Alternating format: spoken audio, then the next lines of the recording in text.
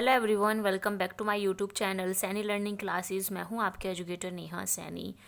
आज मैं physical science के माइक्रो लेसन प्लान्स आपको प्रोवाइड करा रही हूं। ठीक है, कि माइक्रो लेसन प्लान्स कैसे बनते हैं और कौन कौन सी स्किल्स में किस तरह से माइक्रो लेसन प्लान आपको बनाने हैं। ओके, तो सबसे पहले स्किल मैं यहाँ पे ले रही हूँ क्वेश्चनिंग स्किल। ठीक है, तो सबसे पहले क्या होता है, इस तरह से आपकी हेडिंग्स चलती है micro lesson plan 1, date, subject, topic, class, period and duration. ठीक है, तो जो भी आपका सब्जेक्ट है, फिजिकल साइंस या बायोलॉजिकल साइंस या मैथ्स, ठीक है, वो आप यहाँ पे लिखिएगा। फिर टॉपिक अपना लिखिए और फिर क्लास, जिस भी क्लास के आप सब ले रहे होंगे टॉपिक, ठीक है, और पीरियड कौन सा है और ड्यूरेशन कितना रहेगा आपका। ठीक है, तो 5 to 7 मिनट आपका ड्यूरेशन रहता है माइक्रो लेसन प्लान के लिए, तो आप लिख सकते हैं। फिर आता है नेम ऑफ स्किल, जो कि आपके क्वेश्चनिंग स्किल। ठीक है, फिर इनके कुछ कंपोनेंट्स आते हैं, जैसे कि फर्स्ट है इसका स्ट्रक्चर ऑफ क्वेश्चन की स्ट्रक्चर कैसी होनी चाहिए, ग्रामेटिकली करेक्ट होना चाहिए, रिलेवेंट क्वेश्चंस होने चाहिए, प्रिसीजंस होना चाहिए, क्लैरिटी होनी चाहिए क्वेश्चंस में, लेवल ऑफ क्वेश्चंस सही होना चाहिए। ठीक है, देन क्वेश्चंस की प्रेजेंटेशन कैसी है, मतलब कि जो क्वेश्चंस है वो कितनी स्पीड में जो टीचर है वो पूछ रहा है, उसकी वॉइस कैसी है, लो है या हाई है at the time of asking the questions. Then repetition of questions by the teacher, कि क्वेश्चन जो है रिपीट कर रहा है टीचर या नहीं कर रहा है। स्टूडेंट रिस्पॉन्स, जो स्टूडेंट का रिस्पॉन्स है उसके क्वेश्चन, उसका जो आंसर है उसको टीचर रिपीट कर रहा है या नहीं कर रहा है। ठीक है, तो ये सभी जो कंपोनेंट्स हैं, किसके कंपोनेंट्स आपके क्वेश्चनिंग स्किल के हैं। ठीक है, फिर आता है डिस्ट्रीब्यूशन ऑफ क्वेश्चन। फिर डिस्ट्रीब्यूशन ऑफ क्वेश्चन में आता है कि जो आप क्वेश्चंस पूछ रहे हो, कि जो टीचर है वो इंटरेस्टेड, अनइंटरेस्टेड या फिर डिफरेंट पार्ट्स ऑफ क्लास से क्वेश्चन पूछ रहा है या नहीं पूछ रहा है। ओके, अब आता है आपका प्रेजेंटेशन ऑफ टेबल। ठीक है, इसमें क्या होता है, कंटेंट आपको लिखना। सबसे पहले ये हेडिंग आती है कंटेंट, ये आपकी एक टेबल बनती है, प्रेजेंटेशन टेबल इसको हम बोलते हैं। इसमें content, प्यूपिल, teacher activity and student activity आती है। ठीक है, कंटेंट जो भी आप बुक से ले रहे हैं वो कंटेंट आप यहाँ पे लेंगे।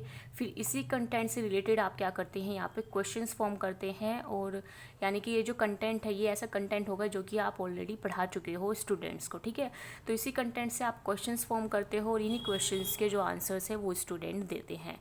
जैसे कि मेरा टॉपिक था मास। ठीक है, तो ये आपकी 7th क्लास की बुक से मास का टॉपिक ले रखा है मैंने। ठीक है, वहाँ से मैंने क्वेश्चंस बनाए कि what is mass of an object. तो स्टूडेंट का आंसर आया, mass of an object is defined as the quantity of matter contained in the body. ठीक है, नेक्स्ट क्वेश्चन मैंने पूछा, why is the mass of object called inertial mass, कि inertial मास क्यों कहते हैं हम मास ऑफ ऑब्जेक्ट को। तो आंसर आया, because mass of body is measure of inertia of the mass. ठीक है, तो these are the different questions which I asked from this matter। ठीक है, देन मैंने ऐसा यूनिट पूछी मास की, तो आंसर आया किलोग्राम। ठीक है, फिर स्केलर वेक्टर क्वांटिटी के बारे में पूछा है कि मास जो है वो स्केलर क्वांटिटी है, वेक्टर क्वांटिटी है। तो मास जो होती है वो स्केलर क्वांटिटी होती है। ठीक है, हम कौन सा इंस्ट्रूमेंट यूज़ करते हैं मास को मेज़र करने के लिए, तो वो क्या है आपका बीम बैलेंस हम यूज़ करते हैं टू मेज़र द मास। तो ये जितने भी क्वेश्चंस मैंने यहाँ से पूछे हैं वो सभी क्या हैं, इस कंटेंट से रिलेटेड मैंने वो क्वेश्चंस पूछे हैं। ओके, नेक्स्ट है आपका इंडिकेटर्स। ठीक है, इंडिकेटर्स क्या होते हैं, 0, 1, 2, 3, 4, 5 ये इंडिकेटर्स होते हैं। ये ऐसे आपकी एक टेबल बनती है। 0 का मतलब होता है एक्सट्रीमली वीक, देन 1 का very weak, weak, average, good and very good. ठीक है, तो 5 का मतलब कि आपका वेरी गुड है, कि आपका जो ये आपका प्लान है, ठीक है, माइक्रो लेसन प्लान है, ये क्या है आपका बहुत अच्छा है। देन आपकी इवैल्यूएशन टेबल बनती है। इस इवैल्यूएशन टेबल में आपका सीरियल नंबर, देन कंपोनेंट जो कि आपने ऑलरेडी पीछे लिखे हैं। ठीक है, जो भी स्किल आप यूज़ कर रहे हैं उसी स्किल्स के यहाँ पे कंपोनेंट्स आते हैं।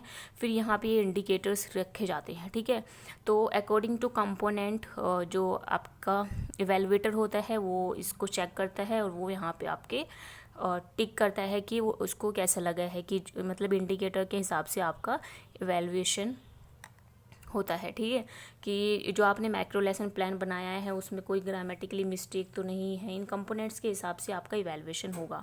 ओके, सो ये सारे कंपोनेंट्स आपको लिखने हैं, थर्ड वन भी लिखना है। ओके, इसके आगे आपका नेक्स्ट ईयर। ठीक है, यहाँ पे भी आपके इंडिकेटर की टेबल बनती है और फिर इस तरह से आपके लास्ट में यहाँ पे सिग्नेचर होते हैं। ठीक है, इवैल्यूएटर के। ठीक है, तो ये था आपका first micro lesson plan for physical science. I hope आपको ये जो वीडियो है वो पसंद आई होगी। और क्वेश्चनिंग स्किल के लिए था। नेक्स्ट हम सेकंड स्किल लेंगे, रीइंफोर्समेंट स्किल। ओके, सो मिलते हैं नेक्स्ट सेशन में। अगर ये सेशन आपको पसंद आया होगा तो मुझे कमेंट करके ज़रूर बताना, देन मैं नेक्स्ट वीडियो अपलोड करूँगी रीइंफोर्समेंट स्किल पर। Okay, so bye bye everyone, thanks for joining.